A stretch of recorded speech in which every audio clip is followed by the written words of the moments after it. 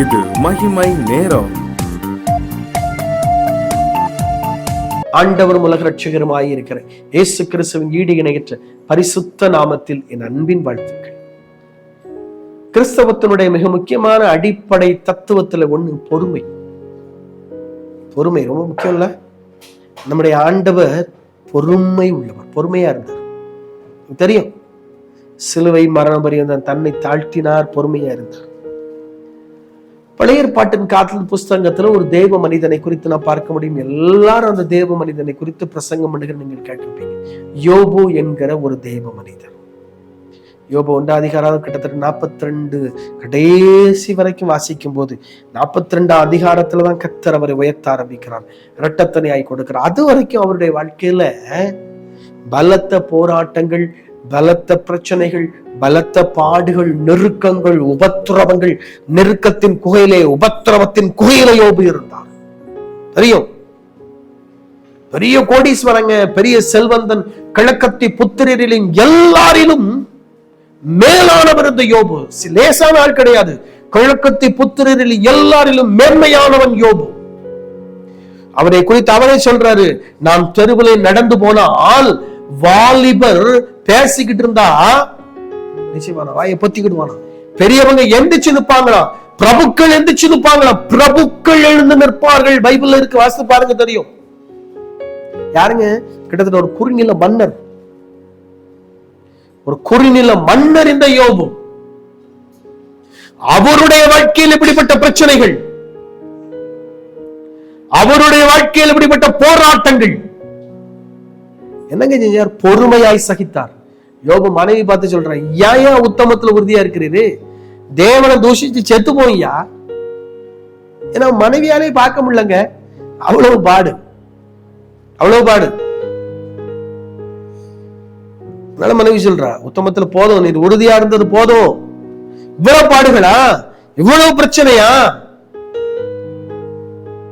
யோபு சொல்றாரு பாருங்க, நீ பைத்தியக்காரி பேசுற மாதிரி பேசுற. அவருக்கு அன்னைக்கு நன்மையை வாங்க தெரிஞ்சது இல்ல, நீ தீமையை வாங்குவோம். அந்த தேவன் அவரை உயர்த்தினாருங்க, அந்த தேவன் அவரை உயர்த்தினார்.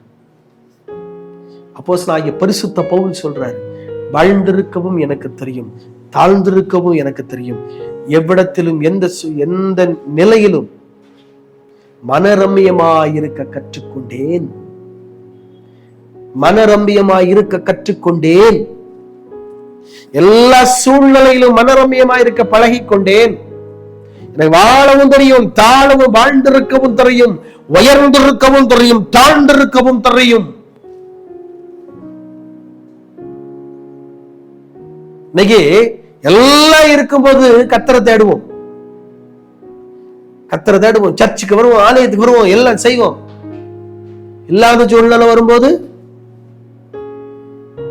இல்லாத சூழ்நிலை வரும்போது கேட்போம், எல்லாம் செய்தேன், ஆண்டவர் ஏன் என்ன இப்படி கைவிட்டுட்டாரு? கைவிடல, கைவிடல. என்னைக்கு கைவிட்டாரு? கைவிட்டாரு நீங்க இருக்கவே முடியாதங்க இந்த உலகத்துல, வாழவே முடியாத, வாழ வச்சிருக்காரு. அவர் உங்களை கைவிடவில்லை, உங்களை நடத்துகிறார். அவர் நடத்துகிற விதம் வித்தியாசம், அவ்வளவுதான். அதுக்குள்ள போய் தான் ஆகணும். இஸ்ரவேல் ஜனங்கள் வனாந்திரத்தை தாண்டி வர்றான், தாண்டி வந்த பிறதான் பேரிச்ச மரம் உள்ள இடங்களுக்குள்ள நுழையிறான், வனாந்திரத்தை தாண்டி வந்த பிறதான் யோர்தானை கடந்து போறான். உண்மை கிறிஸ்தவனுடைய வாழ்க்கையில வனாந்திரம் வரும். வனாந்திரத்திற்கு தன்னை அர்ப்பணிக்காதவன், வனாந்திர வழியாய் தேவன் நடத்தும் பொழுது தன்னை ஒப்பு கொடுக்காதவன் உண்மை கிறிஸ்தவன் அல்ல, உண்மை ஊழியன் அல்ல.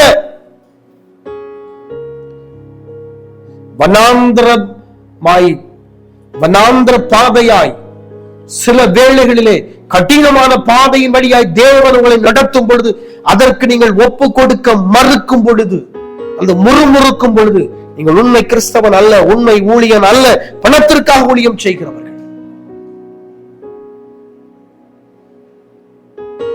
ஏன் முறுமுறுக்கிற அனுபவம் வந்துட்டாலே முடிஞ்சு போச்சுங்க. Totally closed, totally closed.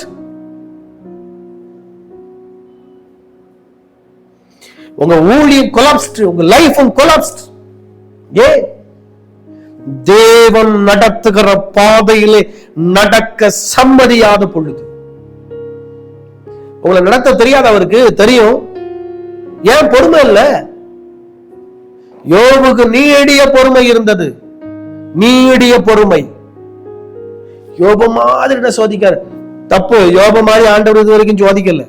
புரிஞ்சுக்கணும். யோபுக்கு வந்த சோதனை வந்தா தாங்க மாட்டீங்க.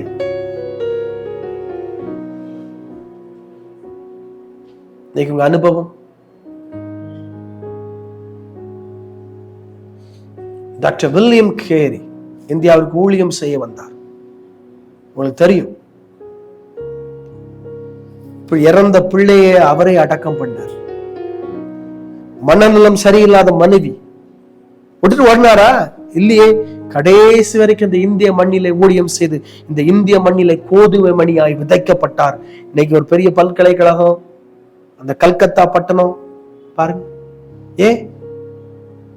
மதர் கல்கத்தாக்கு வந்தாங்க, ஊழியம் செய்தாங்க. பலத்த எதிர்ப்புகள், விட்டுட்டு போனாங்களா? இல்லையே. அதே மண்ணிலே கோதுமை மணியாய் விதைக்கப்பட்டார்கள். இன்னைக்கு பாருங்க, மிஷனரி ஆஃப் சேரிட்டி ரீஆர்கனைசேஷன். பொறுமை எங்க வாழ்க்கையில் இருக்குதா? இல்லைன்னா யோசிக்கணும். கோபம் வருங்க, எல்லா மனுஷனுக்கும் கோபம், எனக்கும் வரும். எல்லா மனுஷனுக்கும் கோபம் வரும். கோபம் வருவதனாலே அவன் பொறுமையா இல்லைன்னு அர்த்தம் கிடையாது. பாடுகள் வரும் பொழுது தேவன் உங்களை நடத்துகிற பாதையின் வழியாய் நடக்க பொறுமையாய் போகும்போதுதான் நீங்கள் பொறுமையின் உன்னவர்கள். அந்த பாதையில் நடக்கிறீங்களா? இதுவரைக்கும் நடக்கலையா? தேவன் நடத்தும் போது நடங்க. நடந்தீங்கன்னா அவங்களை தூக்கி சுமப்பார். தலைகளை தாத்தி ஜெபிப்போம். அன்பின் ஆண்டவரே, உமக்கு ஸ்தோத்திரம். உங்களுடைய பாதையிலே நாங்கள் நடப்பதற்கு எங்களுக்கு உதவி.